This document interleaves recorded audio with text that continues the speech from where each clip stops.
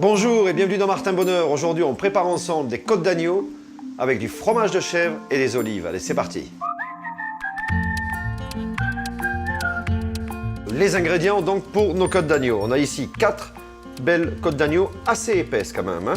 Alors ça, c'est les herbes qui restaient dans le frigo. On a un petit peu de persil, de la sauge, de la coriandre, du chèvre frais, des olives vertes, des croûtons et de gousses d'ail. Alors un petit peu d'huile d'olive. Pas la peine de mettre trop de gras quand on cuit de l'agneau.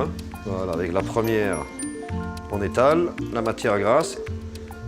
Et ça, c'est un petit peu l'idée de cette recette. Au lieu d'assaisonner simplement de sel et de poivre à chaque fois une préparation, on va réaliser un assaisonnement propre. Donc, je vais prendre ma gousse d'ail, que je vais mettre dans mon petit bol magique. Je vais mettre quelques croûtons, des olives vertes, mes herbes, un beau morceau de fromage et un petit peu d'huile d'olive. Et là,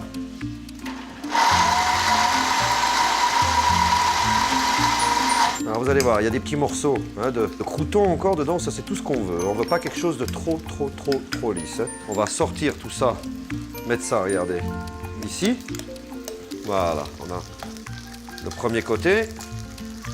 Alors on va sortir nos côtes d'agneau de la poêle. Puis on va simplement, regardez, mettre cette petite croûte dessus.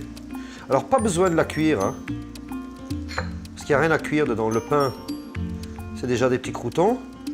Ça, c'est vraiment pour assaisonner votre viande. Donc on a les olives qui contiennent du sel, le fromage, un petit peu de sel aussi.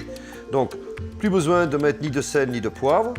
Puis s'il reste parfois des petits morceaux de pain un petit peu plus gros, des morceaux d'olive un petit peu plus gros, c'est pas grave, c'est ce qui va faire le charme aussi. Alors, pour vous donner d'autres exemples et pour vous donner envie de chercher et de réaliser votre propre recette, on aurait pu prendre des olives noires avec des tomates séchées et par exemple un fromage bleu, mélanger tout ça et faire dans le même esprit. On aurait pu aussi, pas forcément prendre un fromage, mais prendre un yaourt, y mixer beaucoup d'herbes, rajouter un petit peu de curry thaïlandais par exemple, et puis venir tremper même nos côtes d'agneau dedans. Donc, libre à vous de créer et d'imaginer des nouveaux assaisonnements que vous vous réservez à la maison pour l'agneau, pour le poulet, pour le poisson.